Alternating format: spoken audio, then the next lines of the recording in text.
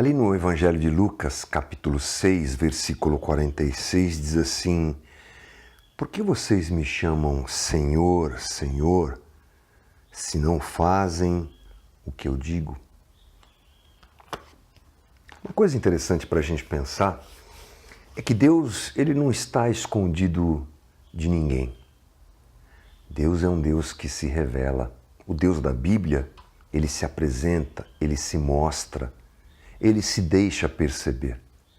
E não é difícil para o homem encontrar sinais de Deus. Eles estão aí, natureza, a própria moralidade que o homem carrega dentro de si e tantas outras coisas que a teologia nos mostra e que são sinais da existência de Deus e da proximidade de Deus para com o homem. Por isso que o salmista diz, lá no Salmo 19:1, um salmo bem conhecido, os céus declaram a glória de Deus, o firmamento proclama a obra das suas mãos. O interessante é que a revelação divina, ela vai de encontro a uma necessidade do coração humano.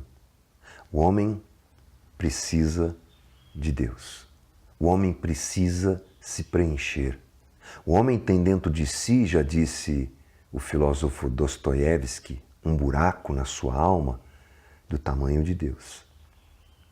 O homem precisa de Deus. Temos uma necessidade intrínseca, inerente à nossa humanidade, de termos algo ou alguém para adorar. E nós sabemos que as tentativas de preencher esse vazio e que estão à nossa disposição não conseguem fazer isso.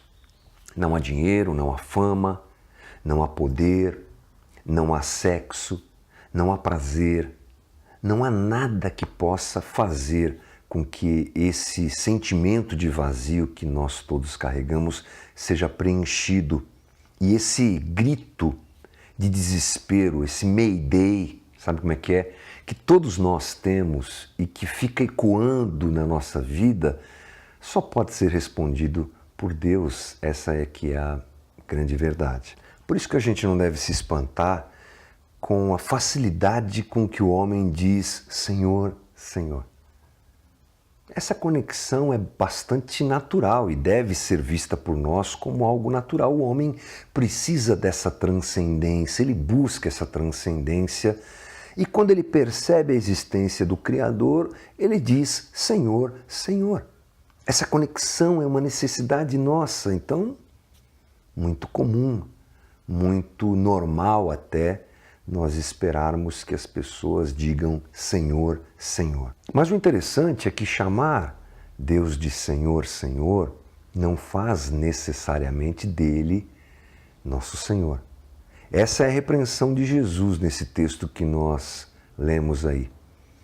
Para Jesus, quem o segue definitivamente e efetivamente é aquele que cumpre os seus mandamentos. Não é aquele que fala, mas é aquele que faz. Essa é a exortação de Jesus. Não adianta me chamar de Senhor, Senhor, se você não fizer aquilo que eu mando. O que define meus discípulos é a obediência aos meus mandamentos. É por esse caminho que Jesus está indo, é isso que ele quer nos ensinar. Se aquilo que eu digo não é acompanhado daquilo que eu vivo, ou aquilo que eu vivo não reflete aquilo que eu digo, na verdade, isso não tem eficiência nenhuma na minha relação com Deus, na minha relação com Jesus. E talvez seja esse o grande problema, essa grande dificuldade que nós temos dentro das nossas igrejas, dentro das nossas comunidades, na vida do povo evangélico de um modo geral. Eu acho que há mais gente que diz Senhor, Senhor e não vive aquilo que Jesus diz que deve ser vivido do que o contrário, do que verdadeiros e efetivos realizadores da vontade de Deus. Muita gente falando e pouca gente vivendo. Muita gente proclamando uma fé que nem sabe na realidade do que se trata. Muita gente carregando camiseta de Jesus, cantando música gospel, frequentando igreja, mas que não conhece Jesus e muito menos aquilo que ele disse que nós devemos viver e fazer, a prática da justiça de Deus ensinada por ele para todos nós. E a grande dificuldade disso, penso eu, é que o buraco na alma que eu falei agora há pouco que todos nós temos, não pode ser preenchido com conversa, mas ele só pode ser preenchido com a presença de Deus na vida do homem, com uma relação entre homem e Deus e uma relação viva, efetiva, verdadeira. Por isso é que a gente entra num campo interessante, cheio de gente por aí dizendo Senhor, Senhor, mas buscando outras coisas para preencher o buraco na alma. Olha só que loucura. Eu digo Senhor, Senhor, mas o vazio que está dentro de mim não é preenchido, porque eu preciso e desejo preenchê-lo com aquilo que não é Deus. Falo uma coisa e vivo outra. A minha oração nesse dia é que a minha declaração de fé seja sempre acompanhada de um testemunho vivo. Que a cada dia eu descubra a vontade de Deus e mergulhe dentro dela, porque eu sei e aprendi que só assim o meu vazio interior é preenchido.